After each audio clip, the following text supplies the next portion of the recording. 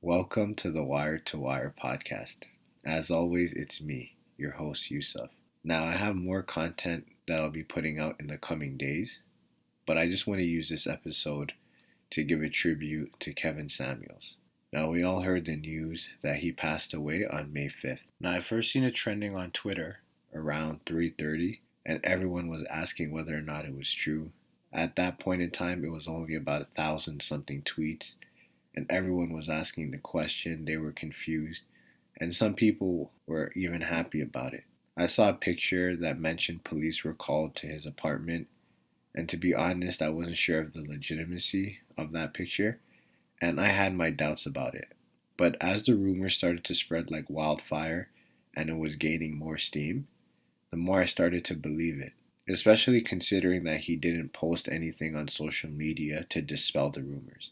Now, if it was a hoax, like many believed, then I'm sure he would have made a post or released something on social media just to let the world know that he's alive and well. But then when I seen his fraternity make a tribute post to him on Instagram, that confirmed it for me. And then eventually more outlets such as Revolt News and Mark Lamont Hill also came out and said that he got confirmation with his own sources. And then the next day, NBC News said that they had spoke with his mother and that they were informed of his passing. I know that Kevin Samuels was a controversial and polarizing figure, and there were people that were saddened by his passing, there were people that were indifferent, and there was a small minority that celebrated his death. Now, I know there are a lot of people that loved him, that disliked him, that hated him, and there are some that just were indifferent to him. And his platform created these different types of emotional responses. And that's what I think is what made it so popular. It's that he started a dialogue or even a conversation that was happening behind closed doors, but now it was out there front and center.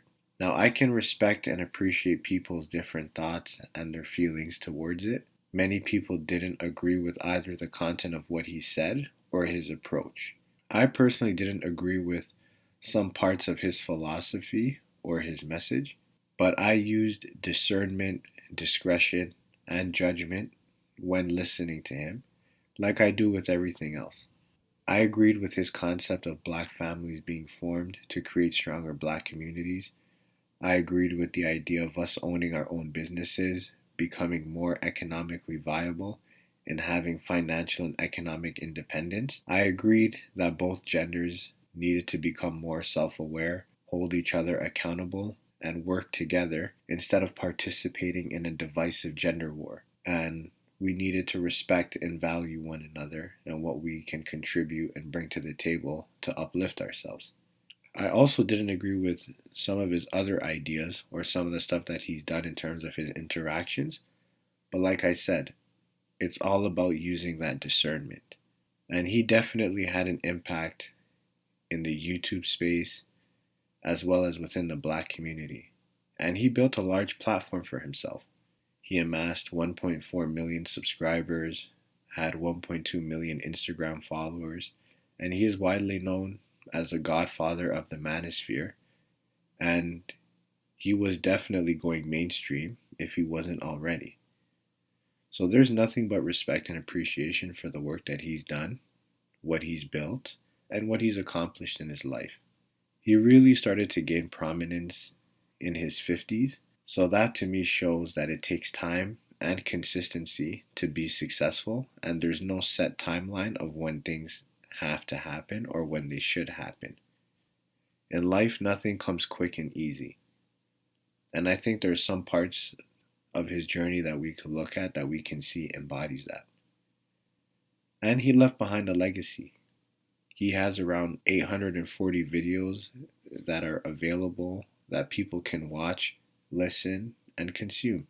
He created something and he left something for the world that will remain even though he's no longer here. And I believe that's something that should be applauded, respected, and appreciated. Now, I know there are people that didn't like him, his message, his content, and they are indifferent to his death.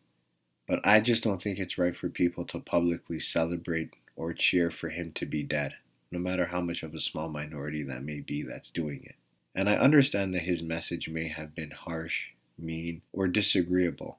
But the fact is, he's no longer with us. And once someone passes, I personally believe in letting things go. All jokes and mean comments were fair game up until May 4th. But as of May 5th, it was time to let it go. I don't think it's fair to insult someone who is no longer here. But I can understand where all of these emotions are coming from because, like I said earlier, he was a controversial and polarizing figure. And that's what comes with the territory of being that. So I get it. But just from an empathetic and humanistic perspective, he isn't alive any longer. And I don't think it's fair to speak down on someone that is no longer here. Now, I'm not advocating for him, defending him, or even making a case for his content or his character. I didn't know him at all. I'm just going to remember the core message of economic empowerment, creating families and communities. And one thing that I truly believe in, and not just with him, but all across the board, is I believe in separating the message from the messenger. Because we're all humans and we all have flaws.